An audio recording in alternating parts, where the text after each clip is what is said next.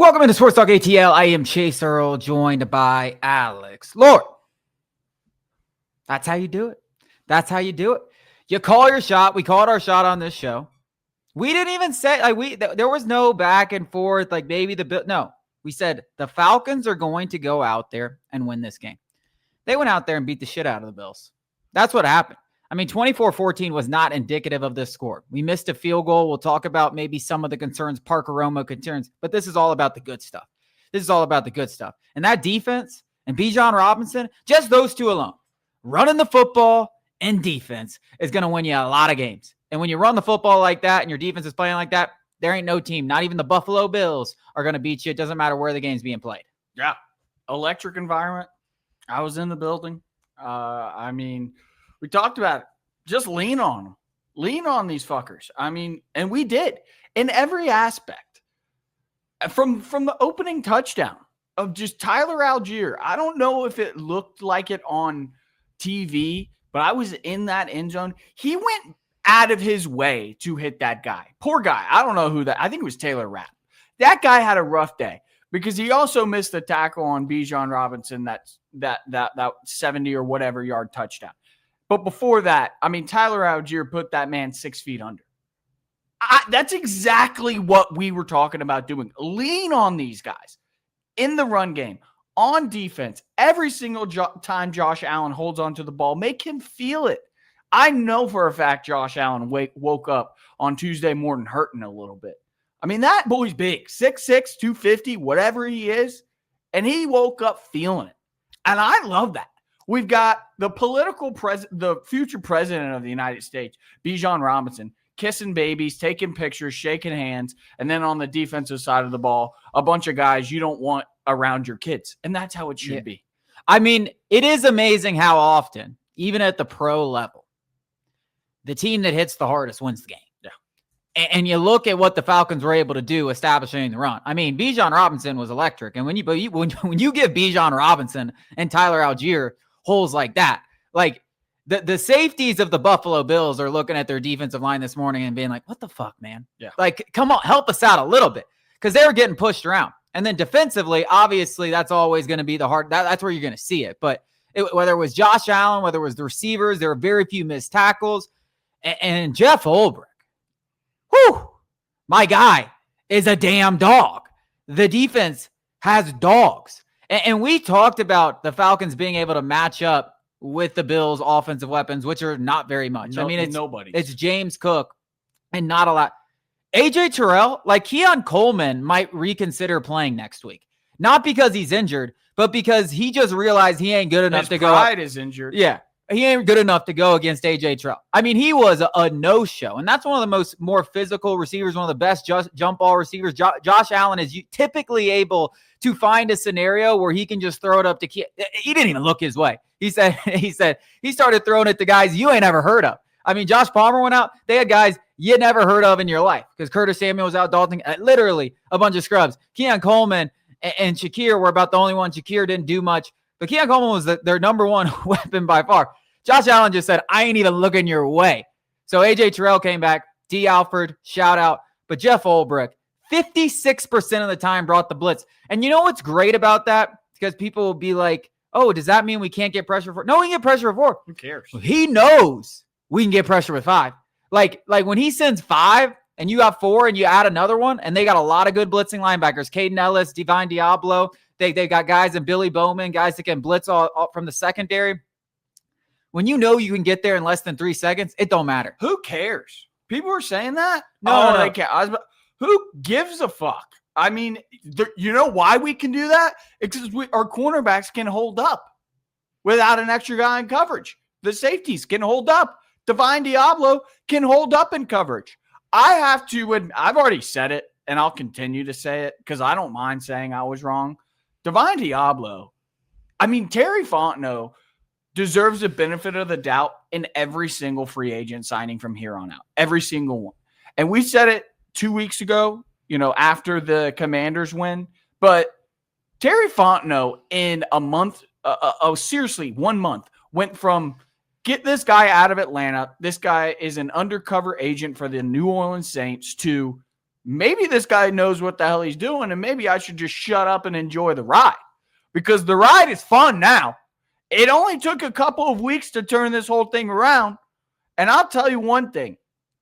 If the Falcons can start winning some football games without Michael Penix, or continue to win football games without Michael Penix even being his best self, that should make everybody excited, because Michael Penix Jr. didn't have the best game yesterday. I don't think he heard. I know some people are, going to sit here and woe is me and all that bullshit. That's not me today. I am all positive. He's played 8 games. The offense runs through 7. When 9 figures it out, watch out. Watch out. Yeah, and listen, the offense didn't play well in the second half, and that's where you saw Michael Penix make a couple of questionable throws. But you got to remember, Jake Matthews left the game.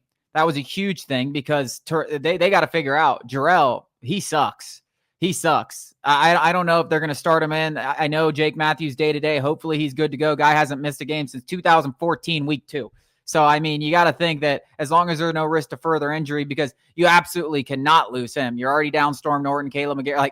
Like you got to make sure he's healthy. So there might be a little more incentive to give him rest on a short week and just hope you can go out and beat a battered 49ers team. So that had a big thing. But Michael Penix in that first half was fantastic. The second half got a little shaky, but the offensive line play was a little shaky. You didn't have either of your starting tackles. You didn't have Darnell Mooney out there. You're still looking for an option that's your wide receiver 3. Kyle Pitts wasn't involved. Yeah. Yeah, well, we don't even have a 2. Yeah.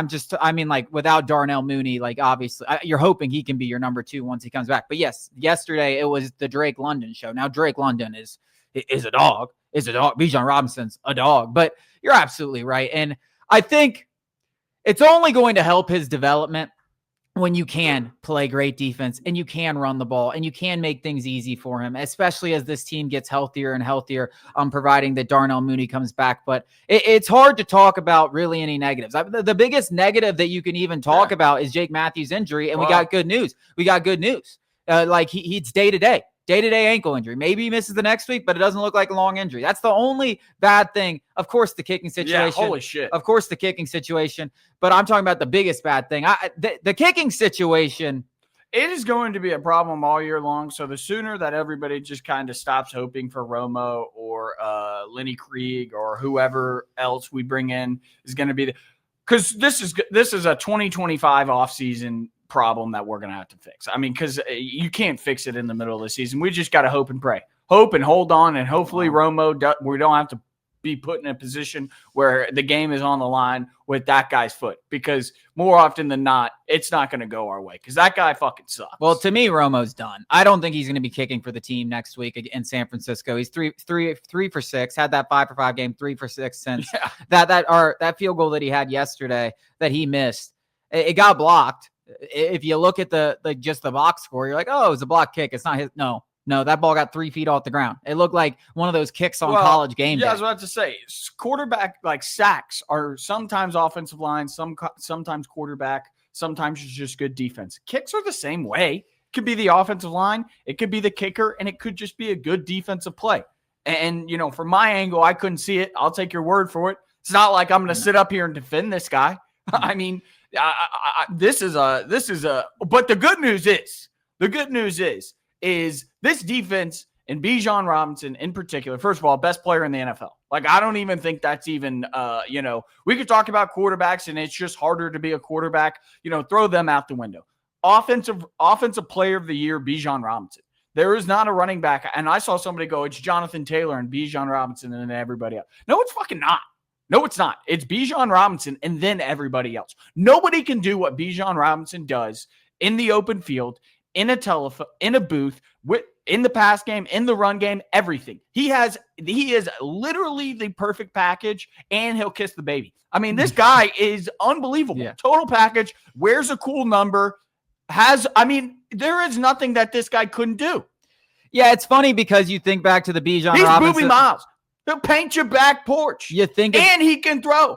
You think about the Bijan Robinson decision going back to the draft and how it was scrutinized, and yes, up here, how it was scrutinized, and 2 years through watching Jalen Carter do what he did, and you're more just saying he has to be so good to make up that position. Well, guys, he is. He is the best player in the NFL. Yeah. I mean, he is a wide receiver and a running back out there. Yeah. He is on pace for 2,700 yards from scrimmage. 2,700 yards. Yeah. And those numbers seemingly have increased. Like his load, he's only gotten better. And as Michael Penix gets better, the opportunities for Bijan Robinson to run are going to increase. The catching opportunities are going to increase. Like there's no, like, yes, can he keep this up for 17 weeks? That would be shocking. He'd break Chris Johnson's record for yards from scrimmage, but would it really be shocking? Because he is he is a superstar. And Raheem Morris continues to say, best player in football. Yeah. Damn glad number 7 is on this football team. At anything about that draft selection, those conversations are dead. So he's not spitting in players' faces. And this is exactly what Terry Fontenot, and we go back to him, envisioned. That's what he envisioned. And then they call you crazy till it works. Yeah. And it's working. Working. Here's the thing that I will not hear. And I got this on social media last week when I predicted to beat the Bills, and you get it on sometimes in the YouTube comments, wherever our content's posted. I get a lot of these. It's like, hold your horses. Shut the fuck up. No. We've waited so long. No. I don't know. I don't think this team's going to win the Super Bowl. Only one team wins the Super Bowl. I don't even know if Raheem Morris ain't going to screw this up and us not to make the playoffs. But you know what I do know is every single Sunday I wake up with a tingle that I haven't had in 7 years. 7 years, I'm like, oh my God, you know what? We're going to play a complete brand of football. And yes, we're going to have games where we look like shit. Every team in the NFL, ask the Buffalo Bills where they look like shit. But you know what? The Buffalo Bills fans are waking up after they look like shit. They know they got Josh Allen. Next Sunday. So they're excited. There's a tingle that's been in there ever since Josh Allen came. That's what I have with the Atlanta Falcons. And you can't take that away. I don't care if we have one bad game. Every single Sunday for the foreseeable future with Michael Penix, Drake London, Bijan Robinson, the rest of the guys that get healthy, and this defense with Jeff Ulbrich, I'm going to wake up with something that I haven't felt in 7 years. So what do we have to hold our horses for? We're not saying it. Super Bowl. I will say that. I was saying it last night. I'll say it. But if we fall short, we fall short. I'm excited that we have something worth watching. Yeah. That's what we've all been waiting for, right? Yeah. Just a team that doesn't suck complete ass. And we got it. So I'm not holding my horses. There's no reason to hold my horses. Every single Sunday, I'm calling, and my girlfriend thinks I'm crazy. Yeah. Every single Sunday. And I'm here for it. And you should be too. What is holding your horses as a fan do for you? Nothing. You hold your horses. We're gonna win. I'm riding that bad boy. We're gonna win it. You know how many times we've been on this show and had to just talk about this dog shit team and complain? We finally have a reason not to. I'm going to do it. I told you we would switch on this show the second we started to believe. And God damn it, I believe. Yeah. And the best thing about all of this, everybody is young. Everybody is young. Every single person that's like critical outside of Jake Matthews is young. Even Jesse Bates is on the younger side of of being a veteran. Adrian Terrell's on the right side of 30. Everybody else on the defense is on the right side of 30. Obviously, we know about the young offensive people. It's just beginning. And it's so refreshing to have every single thing start to work our way. Like, the only other thing that we got to figure out, and it's one of those things you could just throw fucking money at it, kicker. That's not that hard to figure out. And guys, we've got all the hard stuff figured out. And the money is going to be there. That's the other thing. We still are paying that bum Kirk $40 million. We're going to have a shitload of cash to keep upgrading this roster. And guess what? I feel confident in the guy that's going to be upgrading it. Yeah. As long as he doesn't try to buy another quarterback. Yeah. He deserves the benefit of the doubt. I gave Terry Fontenot, and there is no way I could have predicted if the Falcons missed the playoffs. And that's still a possibility because the NFC is loaded and the Buccaneers look like Super Bowl contenders. The division is, slowly, there's still time. It's a long season, but there's no way I would have told you at the beginning of the season if the Falcons missed the playoffs, Terry Fontenot would still be here. Now, I don't see a scenario where Terry Fontenot isn't brought back. I could not find one because there's no way anybody, even Terry Fontenot's biggest hater, could look at this roster and go, yeah, it still sucks. it's got the bones of a championship team. Does it need some tweaking? Every Super Bowl roster gets lucky, whether it's with injuries or a one-year signing or some guy stepping up, whatever it might be. The stars have to align. The Super Bowl is really fucking hard to win, but the bones are there. The bones are there. And Jeff Ulbrich, I mean, how did Jimmy Lake have a job? D. Alford looked like Sunday barbecue chicken at every waking moment last year. Every waking moment. That guy should be more mad at Jimmy Lake than anybody, along with Justin Simmons and maybe some of the other guys, because he looked good last week or yesterday. He's looked good outside. The Commanders' performance wasn't great, but he looked great against the Bills. He looked good in week 3 against a good little slot. That's one of the harder slot defender. 33 yards. That's one of the hard and an interception. What is Jimmy Lake? I mean, that guy seriously must have just woken up on Monday and been like, what the fuck are we going to do? No, I mean, seriously, think about the money, because D. Alford was coming off a good season with Ryan Nielsen. He has another one. He's probably getting a healthy $20-30 million contract. Yeah. I mean, Jimmy Lake retired Justin Simmons. Yeah. I mean, straight up retired him. Like, Justin Simmons should be sending this guy hate mail. This guy was a 4-time All-Pro, and Jimmy Lake made him look like he was cooked. And I got a feeling calling Rook and Brandon Dorlus the biggest bust of Falcons, and these guys are players. If I'm a team and I watch, which all NFL general managers should be watching every game, and I watched the Atlanta Falcons yesterday, I'd be calling Justin Simmons. Yeah. I'd be like, hey, this guy needs a job, because clearly something was going on there with the coaches. And this goes back to even last year when Raheem Morris took over the defense. Like, all of a sudden, they were one of the best teams at getting after the quarterback. Like, this guy, whatever the hell Jimmy Lake thought he knew about football, he should go relearn the entire game. And Jeff Ulbrich is just taking it to a new level, because he's good. He's really good. And the blitzes that he's doing, there's never going to be a moment we're breaking down X's and O's. All I see red on the screen every time. It's like, sock. I mean, just a dog. And everybody is a dog.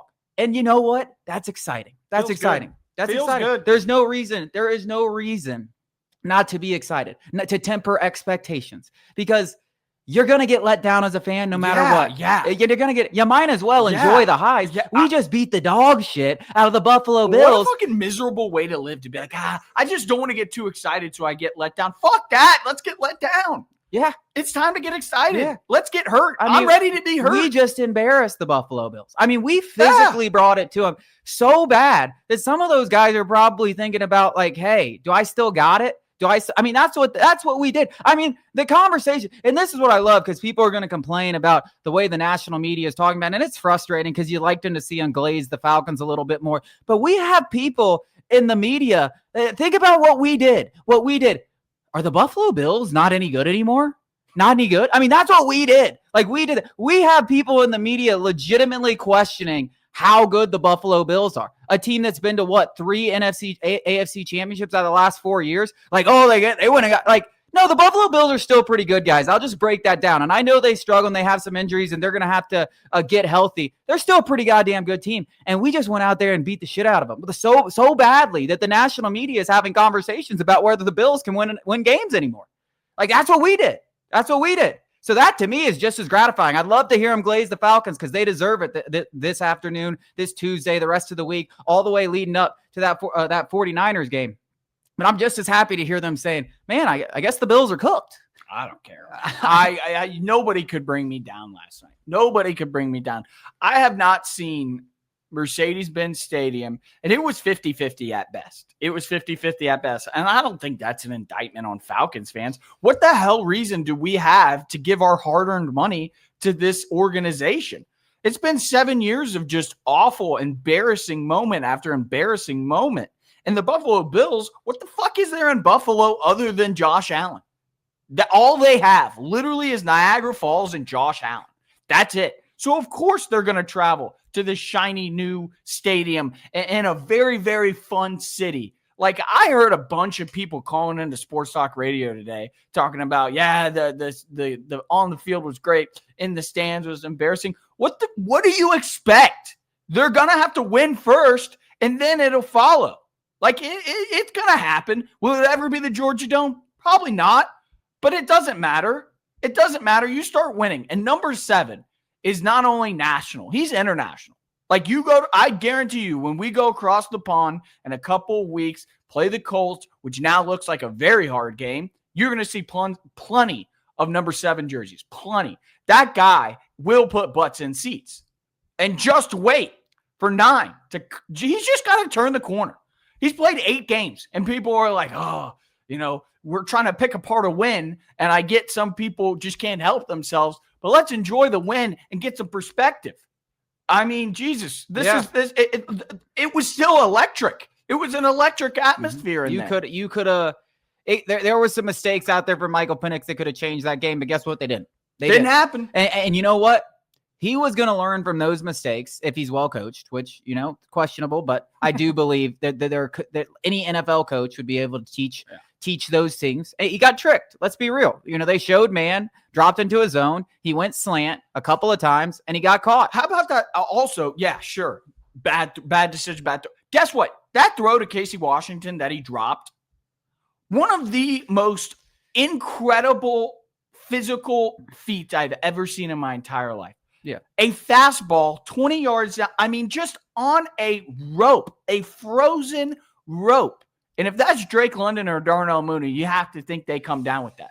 And it's 250 yards, no interceptions, and 1 touchdown, and a win over the Bills on primetime. I ain't going to get mad about it. Outplayed Josh Allen. Yeah. I mean, what else do you have? Listen, every quarterback in this league is anyone sitting here. Every quarterback in this league is going to have bad games, a la Josh Allen, the reigning MVP, going out there and throwing for 180 yards. Now, I got a couple of fun stats before. The 2 front runners in the MVP currently, the Falcons have owned Baker Mayfield and Josh Allen. Like, Baker Mayfield is tearing everybody up. And we held them. And I know that at the end of the game, we let him, come back and he made a couple of plays. He's doing that against everybody. This guy is a legitimate MVP case. And look what the Falcons did to them. 167 yards passing for Baker Mayfield, 180 yesterday, which when you include the sacks, you're looking at about 157 net passing yards. And 60 of them came on the first play. They're the first. Or whatever. Yeah. They're the first team to hold the Bills under 300 yards. They now lead the entire NFL. The entire NFL in total defense. They are 8th in takeaways, and they are 11th in sacks. Now, keep in mind, 8th and 11th, you might be like, that's not the number one. They've only played 5 games. Everybody else Bijan is leading the league by like 200 yards. Yeah, he has more yards from scrimmage than anybody, and he's played one less game. The only running back since Thurman Thomas, Buffalo Bills, 450 rushing yards and 300 yards receiving. Number 2 in total offense. Number 1 in total defense. Number 2 in total offense. I mean, Pitt, that's a fever dream. If I was going to sit here and tell you this stuff, all of those stuff before the season, you'd say, screw the record, screw all the bad stuff. Number 1 in total defense. Number 1. That's a real stat. Number 1 and number 2 in total offense.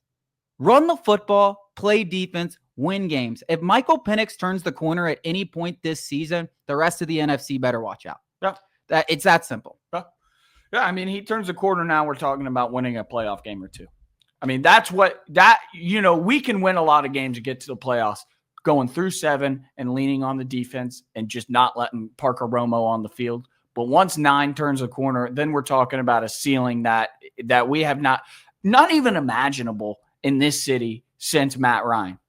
I mean, and I keep saying about this defense, and it was kind of my retract or, my back and forth to people who were like talking about the Buffalo Bills going to hang 40 because the Carolina Panthers game basically happened. Now look how they looked against the Panthers, Buffalo Bills. Guys, this defense is so young and played together a total of 4 games. Like everything we're saying about Michael Penix only playing 8 games, like a lot of these guys are first-year starters. Like there's so much room for them to grow. So much room for them to grow. So much room for Jeff Ulbrich to continue growing. Yeah. And I think you saw them take a giant step forward from the 4-week sample size we saw where we're like, they're a top 10 unit. They just showed they're better than that. 85 Bears. They just showed they're better than that. And who knows what they're going to look like at the end of the season? Who knows? Could be the 85 Bears. 85 Bears. Baby. I'll tell you what, you go do that. You do that to quarterbacks. It's easy to win games. I don't care who the hell you're playing. Tua's career might be over next Sunday. Might be over. Yeah. He does. And He two holds. Sundays. He next Sunday. Yeah, we got so the not this 49ers. upcoming Sunday. Next. We got Sunday. an interesting game that we're going to break down later in the week. San Francisco 49ers. That one is so interesting because of the short week traveling across the country. But it was a game that I penciled in as a loss looking at this season. But now you look at what the Falcons have been able to do, especially defensively, and you look at all the 49ers injuries. So why not? Why not us? I know everything's working against us travel and across the country on a short week, and we're a little banged up. Them boys, defense travels. That's what I like to say. I was about to say, you know what doesn't care about time zones? Or running the football and playing defense. Exactly. That's what that works in every time zone. Number one every rushing team. country. Yeah, I can keep throwing these stats playing out. Surface. Number one rushing team. Number one defense. That shit travels. That's the Atlanta Falcons, baby. You're 3-2 Atlanta Falcons. We're going to break down a ton of Falcon stuff throughout the week, as well as the Braves managerial search, and of course, some college football. Stick with us.